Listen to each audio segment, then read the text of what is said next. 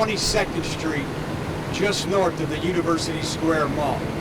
I stand here extremely grateful that this incident was resolved with one person sustaining very minor injuries, especially on a day when a Tampa police officer was shot. Just before 10 a.m. this morning, a maintenance worker here at the apartment complex was on her routine driving throughout the complex and saw our suspect, Andrew Sinkelis, 29 years of age, stabbing the ground of the parking lot just outside his car. He was growling, barking like a dog, saying words that were unintelligible. She did the right thing. She didn't confront this individual. She went back to the apartment office, called 911, and notified her manager and the assistant apartment manager. The two of them decided, hey, we're going to go out and see what's happening here today. There's been confrontations with this resident in the past. So they go out there, and as they pull up in their golf cart, he takes a firearm, points it at him, and so they immediately put the golf cart in reverse. He starts firing. He opens fire at that time. One of the bullets had struck the plexiglass area of the golf cart, and the ricochet caused a minor injury to the manager's arm. The bullets that he was firing also struck and entered two nearby apartments. Fortunately, again, I stand in front of you expressing my gratitude that with at least 6 shots fired from our suspect, nobody was seriously injured. Our suspect is, let me back up, at this time, deputies arrive on scene within moments, and during this time of their arrival, our suspect has retreated into his vehicle. So now we have a barricaded subject. They had tried to attempt conversation with him, but again, all he is doing is screaming unintelligibly, and at this time taking the firearm, putting it underneath his chin, to his head, but not pointing at anyone.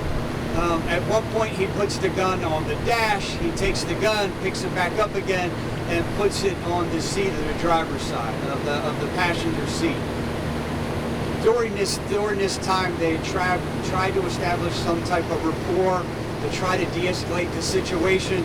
But again, those efforts are futile at this time. He's non-communicative with anybody. SWAT team gets here quickly, is able to assemble, moves in.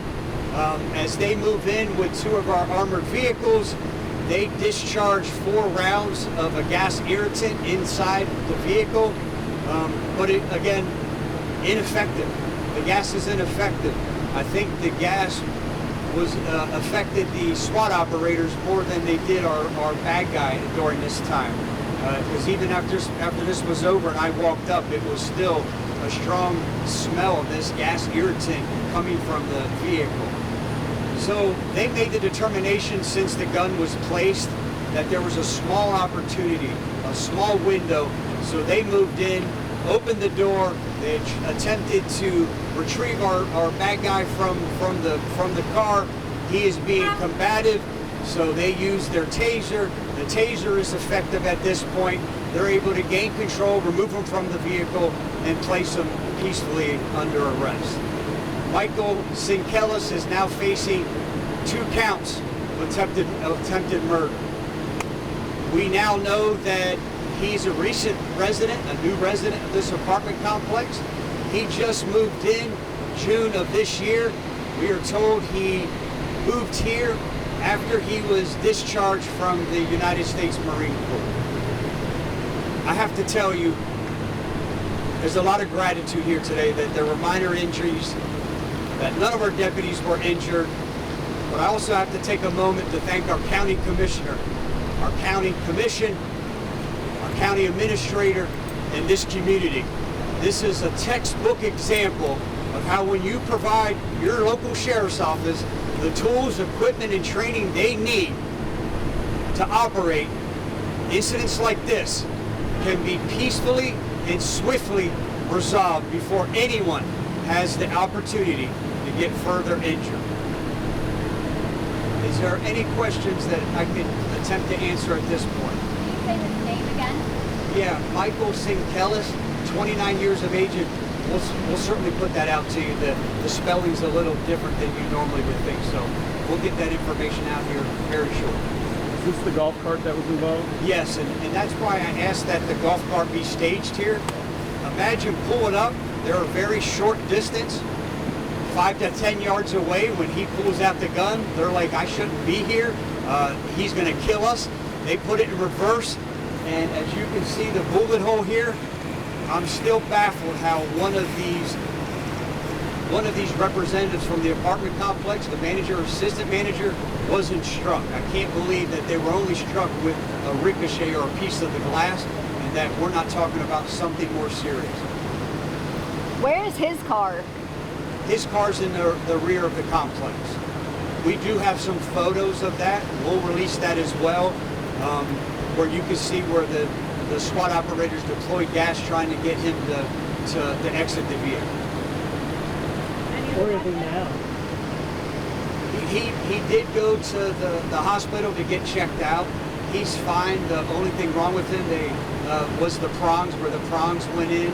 There's abrasions there, but again, no serious injuries to him or any law enforcement officer that responded to this incident scene here today. Are you going to make any toxicology test? Because for what you're saying, he was maybe on the release of the person.